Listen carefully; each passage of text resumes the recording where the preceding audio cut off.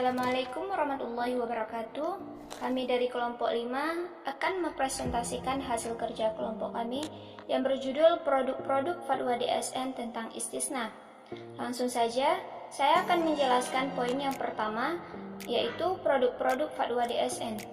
Kepala Biro Penelitian dan Pengembangan Perbankan Syariah Bank Indonesia, Mulia Siregar, mengungkapkan dalam produk perbankan syariah yang diadopsi dari luar negeri sedang dimintakan fatwanya ke Dewan Syariah Nasional agar bisa diterapkan di Indonesia. Hal tersebut guna mengatasi lemahnya inovasi produk yang berimbas kepada lambatnya pengembangan pasar.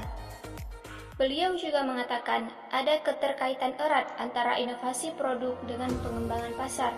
Semakin inovatif, semakin cepat pula pasar berkembang.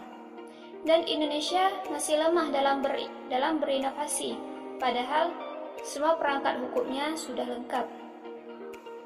Berdasarkan kajian dari praktisi perbankan syariah dari Kuwaiti Investment Company, Baljet Kaur Grewal, Indonesia menduduki klaster ketiga dari 4 klaster. 4 klaster negara-negara yang sudah memiliki perbankan syariah yang baik berdasarkan kepada inovasi produk dan pengembangan pasar. Dalam klaster ini, Indonesia berdampingan dengan Brunei Darussalam dan Arab Saudi.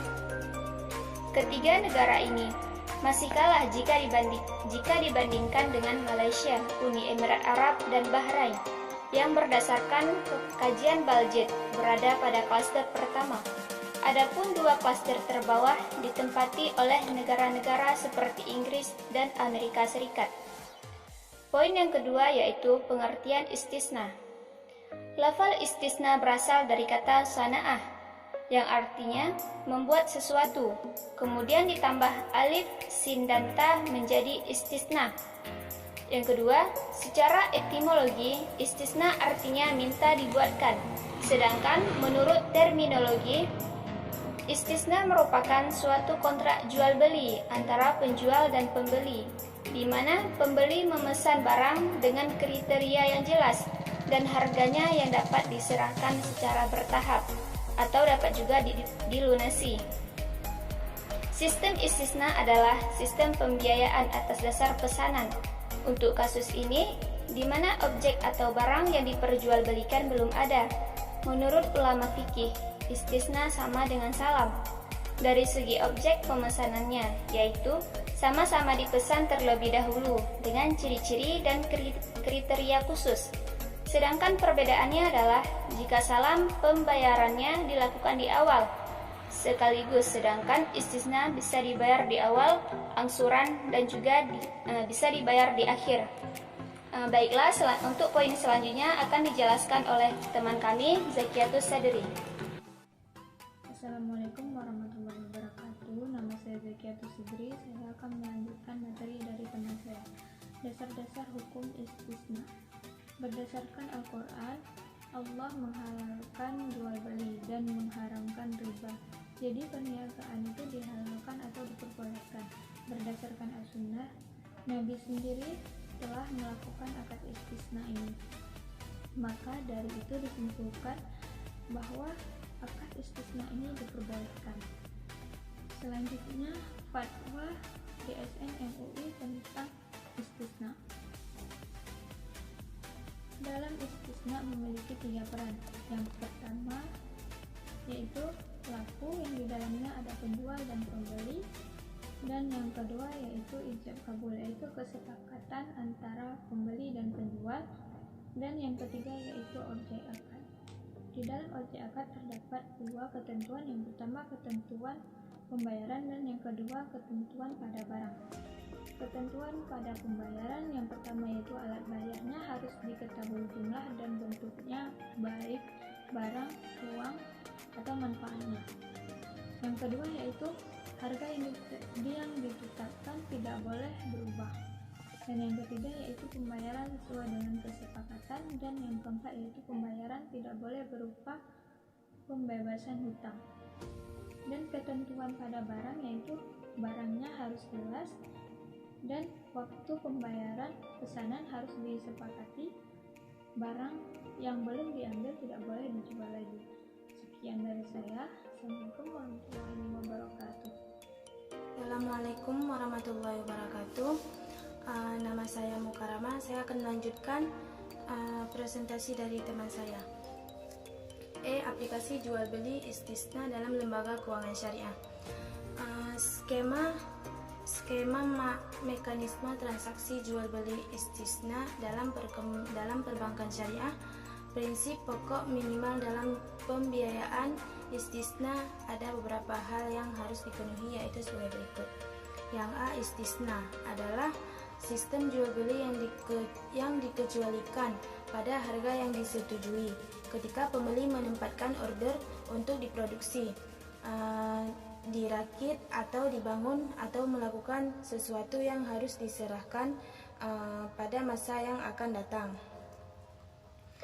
Yang B, komoditas harus diketahui secara spesifik sampai titik ada keraguan mengenai spesifikasinya, termasuk jenis, kualitas, dan kuantitas. Yang C, harga barang yang akan diproduksi harus sudah dipatok dalam angka absolut dan tidak kabur. Harga yang disepakati dapat dibayar secara tangguh ataupun dicicil sesuai kesepakatan kedua belah pihak. Yang D, penyediaan kebutuhan material yang dibutuhkan untuk memproduksi komoditas menjadi tanggung jawab pembeli. Yang E, kecuali disepakati bersama, masing-masing pihak dapat membatalkan kontrak sepihak jika penjual belum menanggung ongkos apapun, langsung maupun tidak langsung. Yang F, jika barang yang diproduksikan sesuai dengan barang yang disepakati, pembeli tidak dapat menolak untuk menerima barang tersebut, kecuali jika jelas-jelas ada cacat pada barang tersebut. Namun perjanjian dapat mengatur bahwa jika penyerahan tidak dilakukan dalam jangka waktu yang disepakati, maka pembeli dapat menolak untuk menerima barang. Yang G, bank atau pembeli istisna dapat melakukan kontrak istisna paralel tanpa adanya syarat atau kaitan dengan kontrak istisna pertama. Dalam istisna pertama, bank menjadi pembeli dan pada istisna kedua bank menjadi penjual. Tiap kontrak tersebut harus independen dari yang lain. Yang H, dalam transaksi istisna, sebelum mendapat penguasaan dari barang tersebut, pembeli tidak boleh menjual atau mengalihkan kepemilikan barang kepada orang lain. Yang I, jika penjual gagal untuk menyerahkan barang dalam periode yang telah ditentukan, harga komoditas dapat diturunkan sejumlah tertentu per hari sesuai dalam perjanjian.